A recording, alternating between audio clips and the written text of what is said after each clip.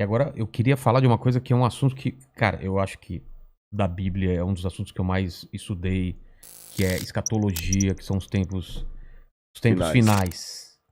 O que que tá acontecendo? A gente tá vivendo os tempos finais, há sinais, segundo a Bíblia, proféticos, e a gente não falou dessa pedra Ah, tá. Isso também. aqui é uma coisa simples. Depois eu falo Tá dela. bom.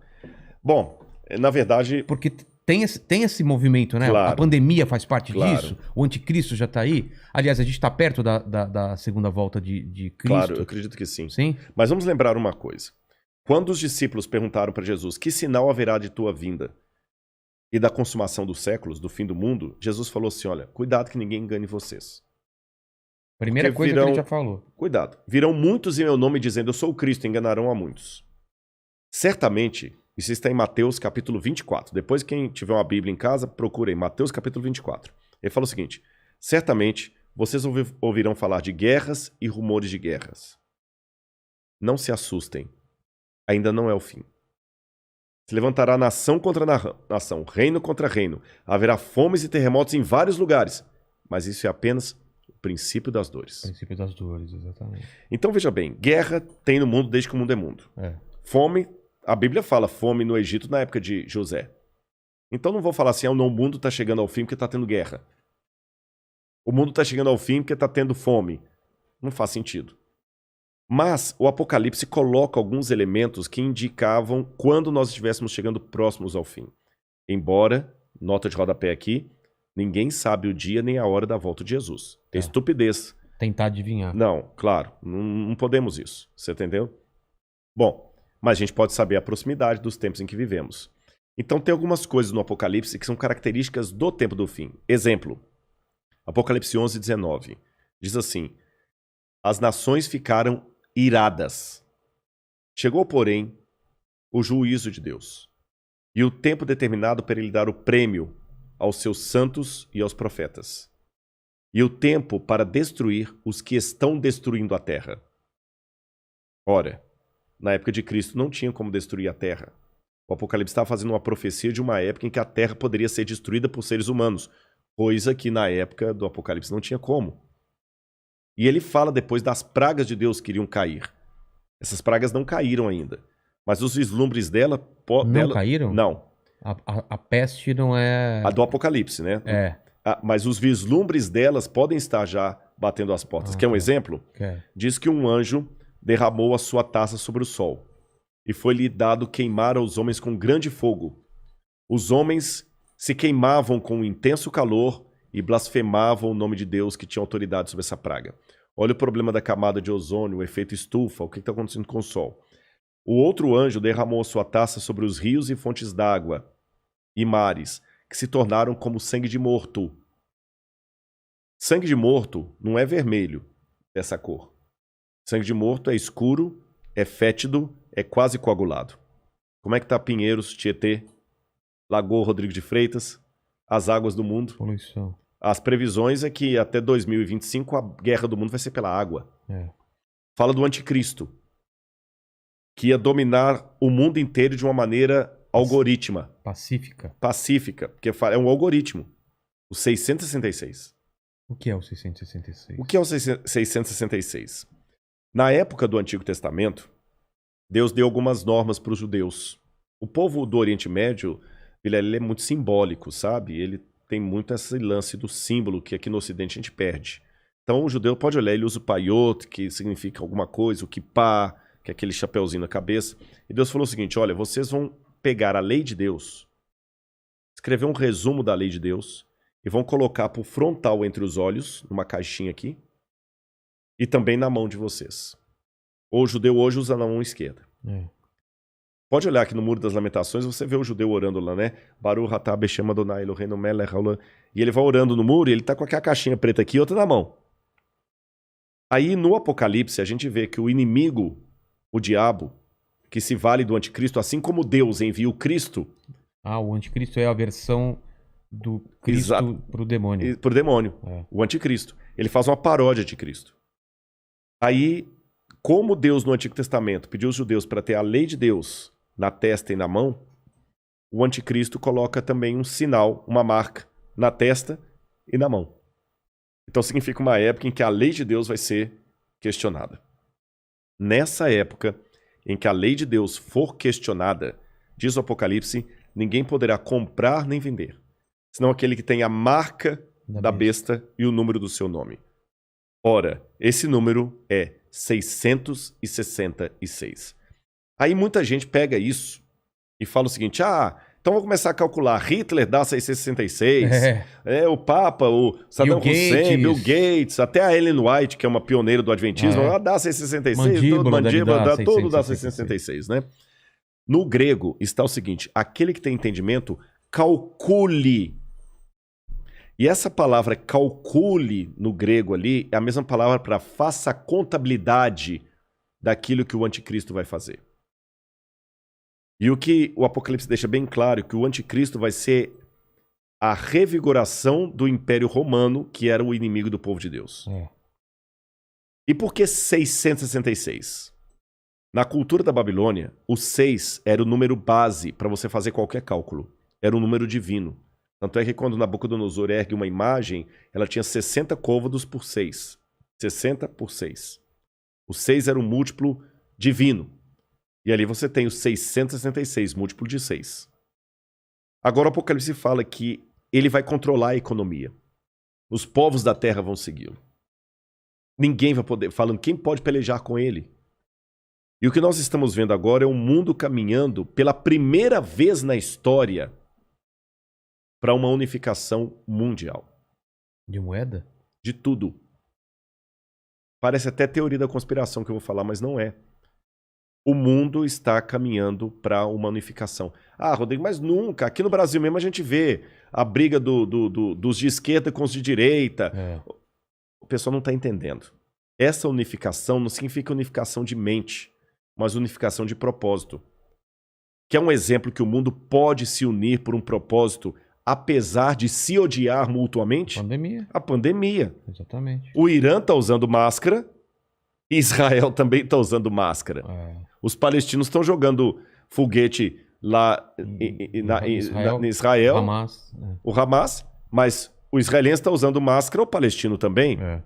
O egípcio está usando álcool em gel, o iraniano está usando álcool em gel, o americano está usando álcool em gel, o russo está usando álcool em gel, então o Putin está usando álcool em gel. A mesma coisa o presidente do Brasil, o presidente da Argentina, da Venezuela, o mundo parou. Então é possível essa união do mundo inteiro em algumas coisas mesmo. Ela não só é possível, como ela é um caminho sem volta. Por que está falando tanto em criptomoeda? Nós já estamos passando por uma transição do dinheiro. Dinheiro de papel, né? De papel, você entendeu? Dinheiro baseado em tesouro nacional. E o mundo hoje precisa. Isso aqui não é uma defesa do Rodrigo, não é um desejo do Rodrigo. Eu estou falando de uma tendência. Tendência. O mundo precisa se unificar porque existem, Vilela, alguns elementos hoje que estão à solta, como se fossem crianças bagunceiras numa casa cheia de faca, de garfo, de objetos cortantes e letais, sem um adulto para controlar essas crianças. Você jamais faria isso.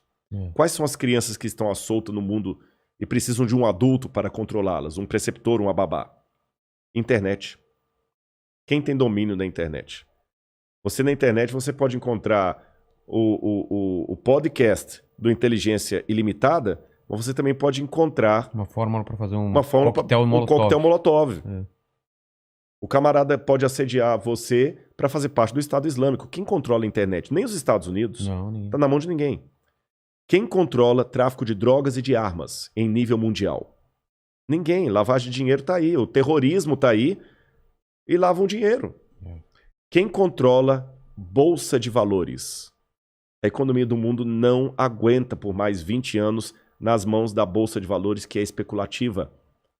Se cair a bolsa de Tóquio, você nunca foi ao Japão, mas você pode perder o seu emprego e essa casa aqui porque caiu a bolsa de Tóquio. O Bradesco pode falir porque teve um crash na bolsa de Nova York.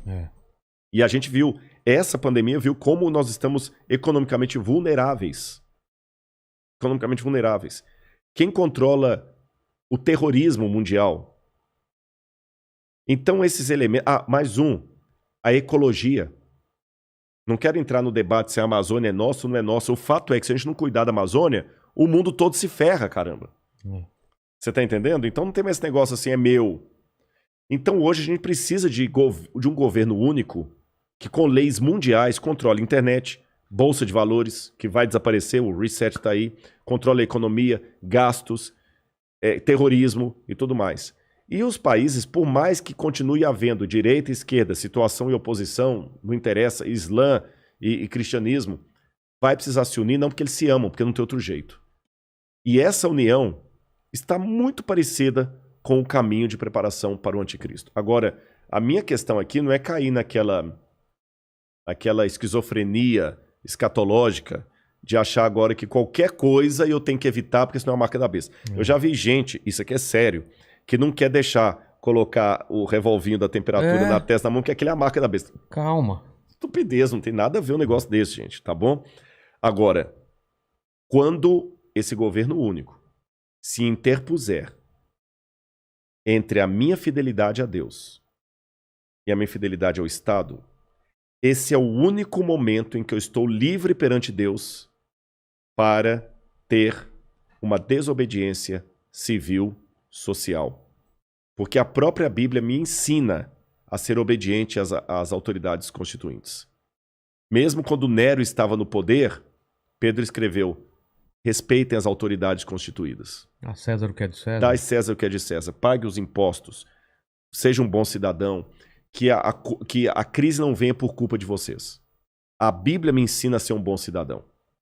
Porém, a própria Bíblia fala: quando o governo der uma ordem... A Bíblia não diz isso explicitamente. Diz assim, em termos filosóficos. Sim.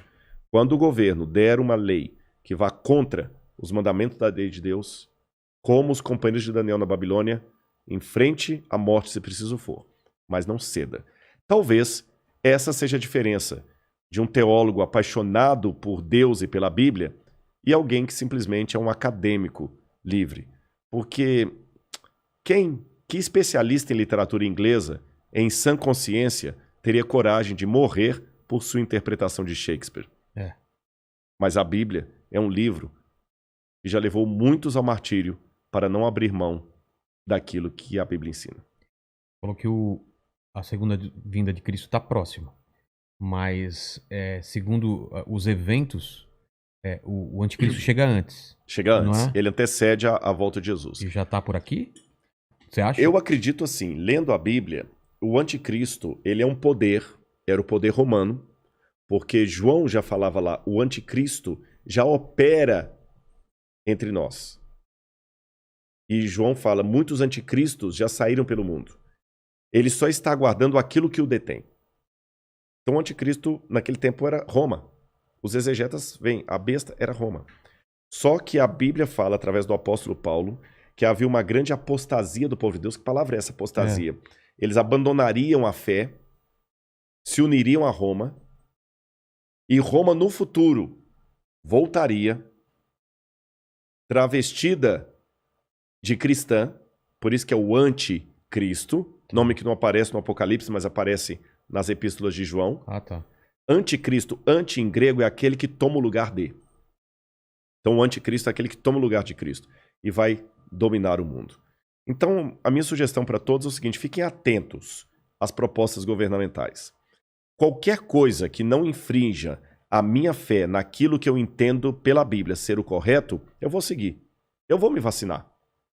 Eu não vou ficar caindo em teoria da conspiração. Mas a vacina é uma maneira de aniquilar 1/3 da humanidade. Eu acho que vai ser muito mais fácil Eu vou me vacinar. Só não vou tomar a Coronavac, né? Que está questionada aí. Senão eu não posso entrar em Israel. Mas eu vou me vacinar. Israel não aceita. Não aceitou. Muitos países da Europa não aceitam a Coronavac. Né?